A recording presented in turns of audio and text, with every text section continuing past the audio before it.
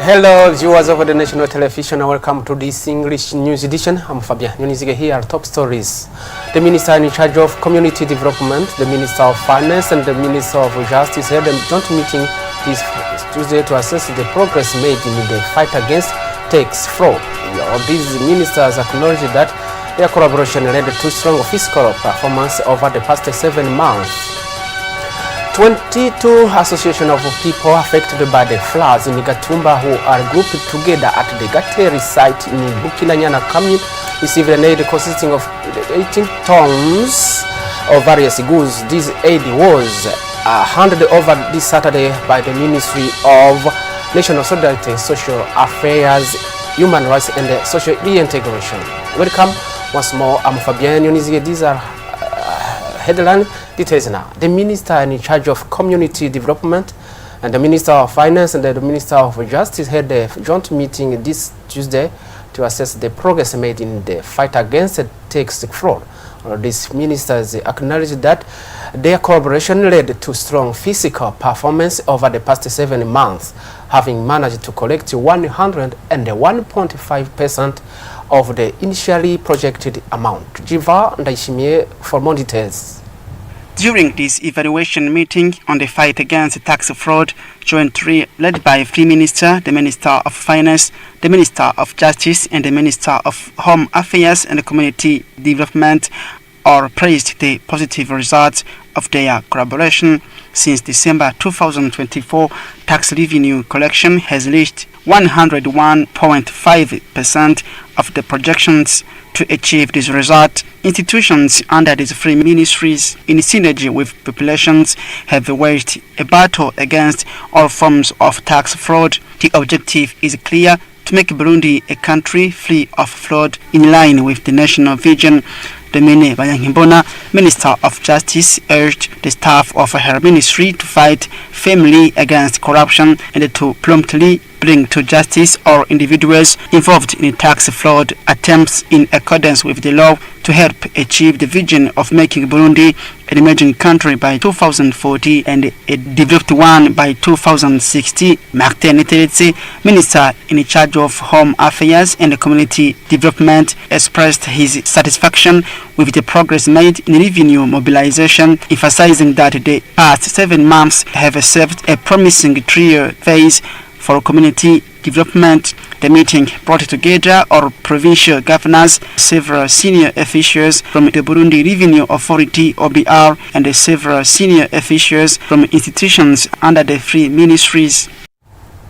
As I said, 80 tons of various goods were handed over this Saturday by the Ministry of National Solidarity, Social Affairs, Human Rights and Gender to 22 associations of people affected by the floods in Gatumba zone who are grouped together at the Gateri site in Bukinanyana Commune.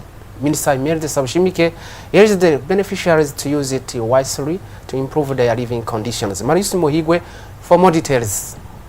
The food products distributed to the victims of flood in Gatumba who had settled in Gateri site included beans, rice, corn, palm oil, and many other basic necessities. The Minister for National Solidarity, Imelda Sabushimike, indicated that this support represents a new step towards the development of the beneficiary families. She clarified that this is not a simple distribution of food, rather a startup capital intended to enable them to rebuild an independent life. She emphasized that the state always stands by these vulnerable populations in the face of the problems they are facing, while calling on them to closely monitor their children's education. Beneficiaries of those products welcomed this initiative, which should help to reduce the unemployment of some people. Here, I'll let you know that Gateri site is a home of 912 families grouped into 35 associations, including 22 in the commercial sector, 6 in agriculture, and 7 others in the livestock. The implementation of these projects will require an estimated budget of 400 million Burundian francs. company is currently working to strengthen the capacity of the power line that will receive electricity from the Ruzizi 3 hydroelectric dam to be constructed under the Kamanyola and the Bujumbura program. To protect public safety, residents living under these power lines have been compensated to vacate the area. Our colleagues visited Kamenge Zone, one of the places affected by the project, to assess the progress of ongoing work. Reported by Jivan Ndaishimiye. We are in Kamenge Zone, specifically in Gituro in the Mirango quarters. Upon our arrival, we found residents living under high voltage power lines demolishing their houses, while others had already completed the demolition. These demolitions are being carried out as part of a project to strengthen the capacity of the existing power line in preparation for the electricity that will be generated by the Ruzizi Free hydroelectric dam, which will be built under the Kamanyola Bujumbura program. Since the line will carry a large amount of electricity, people living or working beneath it are required to vacate the area for safety and public health reasons. The residents welcomed this project to increase energy capacity, but they raised concerns regarding the distance to be maintained between the pylons and their homes. On this issue, the Director General of Regideso, Jean-Albert Manigomba, explained that the required distance varies depending on the location, as some pylons are positioned at specific angles. He added that each affected person is given a form indicating the number of meters that must be cleared. If there is any mistake, the person is compensated for extra meters demolished. He emphasized residents also expressed the satisfaction with the compensation, stating that does not reflect the value of the properties they had to demolish. In response, Jean-Albert Manigomba stated that it is not Regideso's responsibility to set a compensation rate, as that duty falls under the government authority. A meeting is scheduled for this first day between the Director General of Regideso and the affected residents, allowing them to present their grievances. In Bujumbura, the economic capital, wooden multi-story buildings or stores made of planks are increasingly being constructed. They often used as a bar or restaurants. However, some of these buildings have collapsed, causing significant damage. The Burundian Housing Office, OBUHA, French acronym, is therefore urging property owners to submit their buildings plans for verification of compliance with current standards. From now on, special authorization will be required for anyone planning to construct such buildings. Jackson Irakoze for more details. It was in October 2024 in the Gisio neighborhood, Kanyosha zone, when a wooden upper floor collapsed as many football fans had gathered there to watch a match. Saidi Leonidasi, one of the victims, testified that the wooden structure suddenly gave way during the celebration of a victory due to the crowd dancing and shouting with excitement. He reported that several people were injured and taken to various hospitals. He himself sustained injury.